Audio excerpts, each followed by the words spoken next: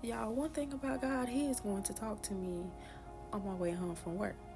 And I don't know who got me working overtime on this app, but I got a word for you. So let's get into it. So the topic that came about was perfectionism. And I just want to let someone out there know that it is not our job as Christians to be perfect, but it is our job to strive for righteousness and to glorify God in our day-to-day walk. When we try to be perfect as Christians, we tend to become fearful of man and fearful of what man will think if we fall or if we fail. But I just want to let you know that we measure ourselves according to the Word of God, and we live up to God's standards, not the world's standards. And also, if we try to be perfect, we will forget to be our authentic selves, the person that God has created us to be. It is okay to have a personality. And if you were ever to fall, I would encourage you to get back up and do not quit. Don't you ever think that God doesn't want you anymore just because you sinned. No, that's not how that works. And some of you may have grown up thinking like, oh, if I sin, it's over with. No, that is not the case. It is your job to run to the Father when things like that happen. I was talking with a friend of mine today, and I was letting him know, like, I failed so many times last year, but the thing that I kept doing is that I kept going back to God. I kept going back to God, even in my shame, even in my regret. I kept finding myself back in His presence because, God was my only option. And some of us, we need to get to the point where God is our only option and that God is our everything. He is our Father. And let me remind you, when you sin, God already seen you. He seen you. He seen you when you open up that website.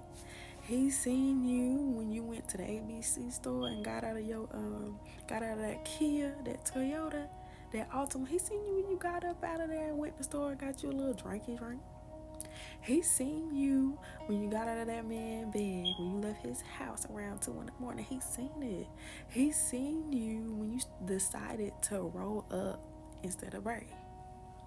God already seen it. So why are you hiding? And this literally reminds me of Adam and Eve when they tried to hide from God in the garden after they disobeyed God. And God is like, I see you, son. I see you, daughter. Even for me, for example, when I would run off and sit here thinking I'm running, when God is all around us. So thinking I'm running, but He was waiting on me the whole time, and I had to let Him in myself.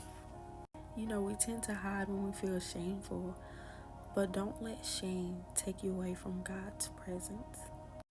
Even the story in the Bible with the prodigal son, and if I could just summarize it a little bit, he left with his inheritance that he took from his father, that his father gave to him, and he left and he used it all up for whatever reason. He used it all up, and then a famine hit the land or something like that, and he had no money, so he had to return back to his father's house. And you know how shameful that is. Like, dang, I done spent up all my money and now I gotta return back to my father.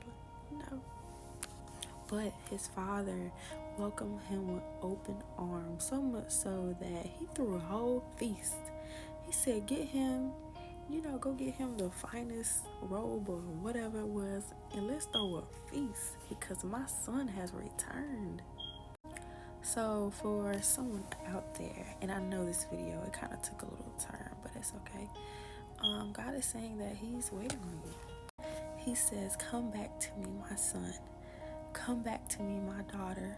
I love you, and I still love you. Do you not know that God's love, it never runs out, and that it covers a multitude of sin? And you can overcome sin by the blood of the Lamb. You can overcome it. You can defeat it, okay? So I'm going to end this by saying, do not hide your face from God. God bless.